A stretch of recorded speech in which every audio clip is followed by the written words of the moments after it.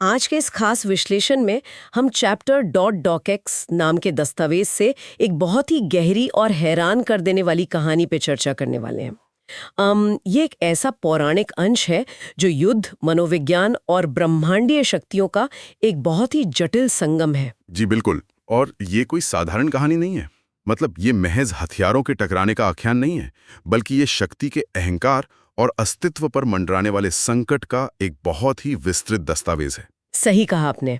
हमारा आज का उद्देश्य कार्तिकेय और तारकासुर के बीच हुए इस महायुद्ध को बारीकी से समझना है।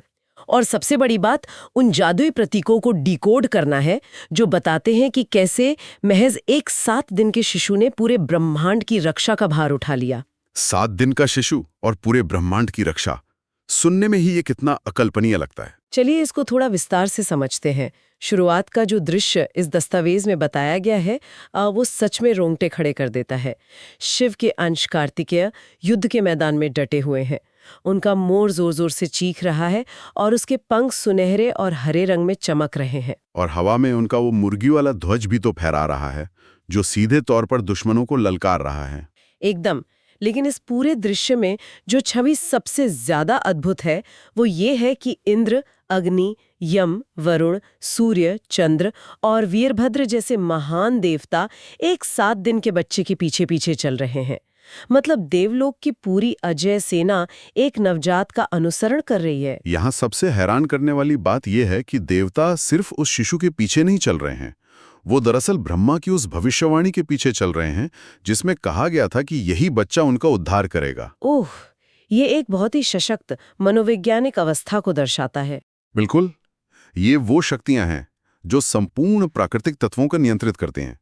लेकिन जब अस्तित्व के मिटने का वास्तविक संकट सामने आता है तो सबसे बड़ा ज्ञान यही होता है कि अपने अहंकार को किनारे रख दिया जाए और ये मान लिया जाए कि पुरानी रणनीतियां अब काम नहीं कर रही। वही तो, वो ब्रह्मांड की सबसे बड़ी शक्तियां होने के बावजूद ज्ञान और शक्ति का अहंकार छोड़कर एक नवजात के रूप में जन्मी नई उम्मीद पर पूर्ण विश्वास कर रही हैं। ये समर्पण वाकई ध्यान खींचने वाला है। अब जैसे जैसे हम युद्ध की शुरुआत की तरफ बढ़ते हैं, दस्तावेज में एक बहुत ही तीव्र क्षण का वर्णन है। कार्तिकेय जब अपना भाला जमीन पर मारते हैं तो पूरे ब्रह्मांड में एक भयानक कंपन पैदा हो जाता है। एक सिहरन दौड़ जाती है और इसी कंपन के जवाब में तारकासुर की जो प्रतिक्रिया है वो पूरे युद्ध के मनोविज्ञान को ही पलट देती है। हाँ, वो घबराने के बजाय जोर से हंसता है, अट्टहास करता है। बिल्कुल, ब्रह्मांड कांप रहा है, लेकिन तारकासुर खुलेआम देवताओं का मजाक उड़ाते हुए कहता है, क्या स्वर्गलोक में कोई योद्धा नहीं बचा? मतलब उसका अहंकार किस चरम पर है। देखिए, तारकासुर का यह अहंकार खोखला नहीं है। उसने देवताओं को बार बार पराजित करके ये अति आत्मविश्वास हासिल किया है। यद्यपि ब्रह्मांड के कांपने से वो भीतर ही भीतर थोड़ा हिल जरूर जाता है, लेकिन उसका अहंकार उसे ये सत्य स्वीकार करने ही नहीं देता कि एक बच्चा उसे चुनौती दे सकता है। और तभी कार्तिकेय का वो बेहद शांत लेकिन प्रहार करने वाला जवाब आता है। कोई लंबा भाषण नहीं, बस एक सीधा वाक्य, तुम्हें शिव का अंश चाहिए था, मैं यहां हूं। और इसके तुरंत बाद ही असली महायुद्ध शुरू हो जाता है। दोनों सेनाएं पूरी शक्ति से टकराती हैं और यहीं से हमें तारकासुर की युद्ध शैली के सबसे घातक पहलू का सामना करना पड़ता है, जो कि महज हथियारों का युद्ध नहीं था, है ना? जी हाँ। यह दस्तावेज स्पष्ट करता है कि तारकासुर केवल तलवार के दम पर लड़ने वाला योद्धा नहीं है। वो डार्क आर्ट्स यानी काले जादू का परम उस्ताद है। वो भयानक राक्षसों और मौत के इतने खौफनाक भ्रम पैदा करता है जो सीधे दिमाग पर हमला करते हैं। बिल्कुल, उस दस्तावेज के शब्द इस स्थिति को बहुत ही भयावह तरीके से प्रस्तुत करते हैं। लिखा है कि वो भ्रम इतना डरावना है कि देवताओं का खून बर्फ बन जाता है। शारीरिक वार होने से पहले ही वो मनोवैज्ञानिक रूप से टूट जाते हैं। और इसका असर देखिए, ये कोई साधारण डर नहीं है। इंद्र बेहोश हो जाते हैं, यम को युद्ध क्षेत्र से भागना पड़ता है, वीरभद्र कुछ देर लड़कर गिर जाते हैं और अग्नि तथा वरुण भी पूरी तरह हार मान लेते हैं। इसी बिंदु पर इस पूरी घटना का सबसे गूढ़ अर्थ छिपा है। मनोवैज्ञानिक डर हथियारों से भी ज्यादा घातक हो सकता है। जब आपके दिमाग में सर्वनाश का ऐसा खौफ बैठ जाए कि खून जमने लगे, तो हथियारों की जरूरत ही खत्म हो जाती है। डर इंसान को भीतर से खोखला कर देता है। एकदम सही। और इसी मनोवैज्ञानिक पतन के कारण देवलोक की पूरी सेना पीछे हटने पर मजबूर हो जाती है। यहाँ कहानी वाकई बहुत दिलचस्प हो जाती है, क्योंकि जब सारे योद्धा पूरी सेना पीछे हटने लगती है, तब वो 7 दिन का बच्चा बिल्कुल नहीं घबराता। कार्तिकेय अपनी सेना को दोबारा खड़ा करते हैं, पर एक बिल्कुल नई रणनीति के साथ। वो संकेंद्रित चक्र वाली रणनीति है ना। जी, वो ऐसे संकेंद्रित चक्र यानी कॉन्सेंट्रिक सर्कल्स बनाते हैं जो बाकी सभी को युद्ध के मुख्य केंद्र से बाहर धकेल देते हैं। पूरा युद्ध का मैदान मानो अपनी सांस रोक लेता है। अब मैदान के बीचों बीच सिर्फ कार्तिकेय और तारकासुर बचे हैं। अगर हम इसे बड़े परिदृश्य से जुड़ें तो ये रणनीति असाधारण रूप से बुद्धिमानी भरी है। वो कैसे? कार्तिकेय ने ये तुरंत भांप लिया कि तारकासुर की मायावी विद्या भीड़ में सबसे ज्यादा प्रभावी होती है। डर एक संक्रामक रोग की तरह होता है, वो एक से दूसरे में फैलता है। इसलिए उन्होंने उस पूरी सेना को, जिसे डर ने जकड़ लिया था, युद्ध क्षेत्र से बाहर क्वारंटीन कर दिया।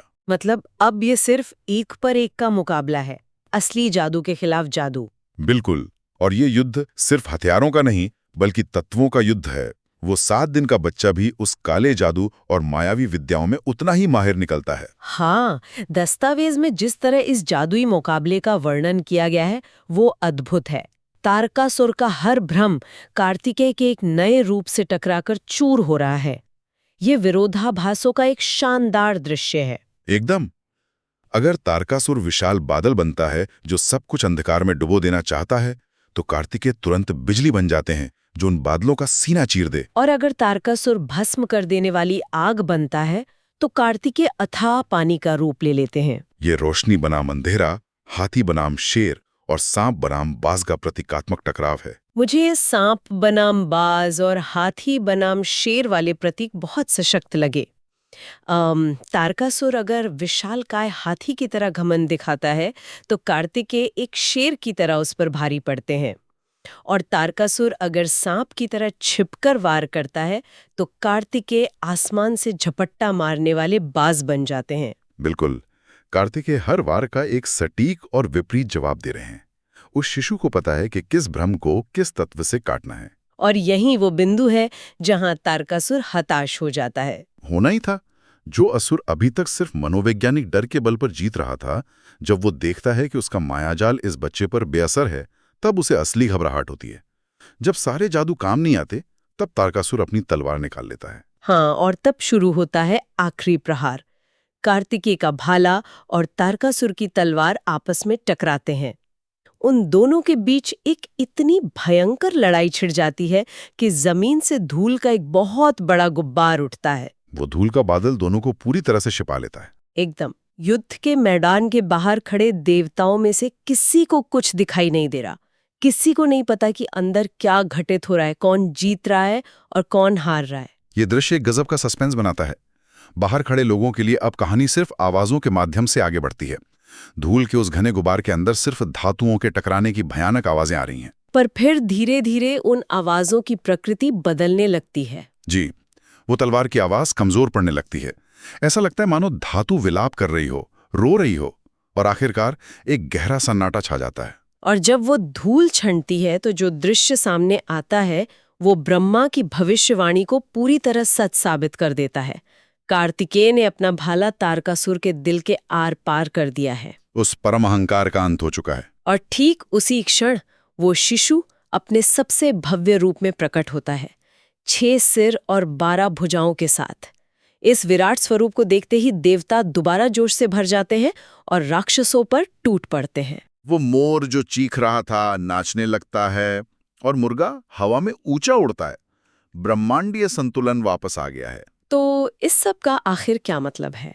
सुनने वालों के लिए इस कहानी में एक बहुत बड़ा सबक है। बिल्कुल, और वो सबक बहुत व्यावहारिक है। हाँ, जीवन में जब तारकासुर जैसे विशालकाय और खौफनाक भ्रम सामने आए जो हमें पंगु बना देना चाहते हैं, तो घबराने के बजाय सही रणनीति अपनाना जरूरी है।